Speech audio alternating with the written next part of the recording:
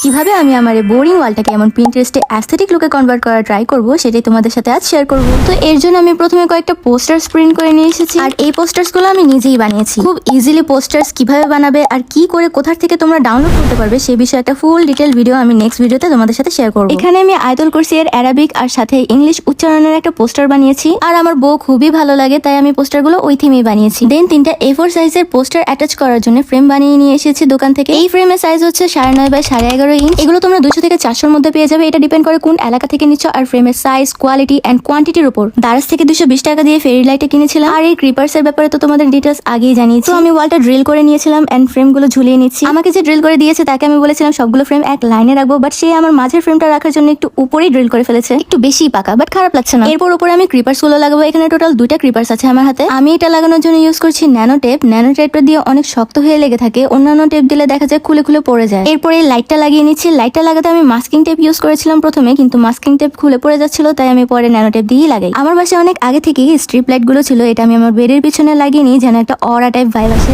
And this is the final result. এটা ভিডিওতে তোমাদের কাছে কেমন লাগছে জানি না, বাট ইন রিয়েল রুমের লুকটাই চেঞ্জ হয়ে গিয়েছে। Is just looking like wow. আমার কেন যেন লাইট সেটআপ টাইপ ডেকোরেশন খুবই ভালো লাগে, আর এর সাইডের ওয়ালটাও একটু ডেকোর করবো, ওটা তোমাদের সাথে নেক্সট ভিডিওতে শেয়ার করবো। Till then stay tuned, by.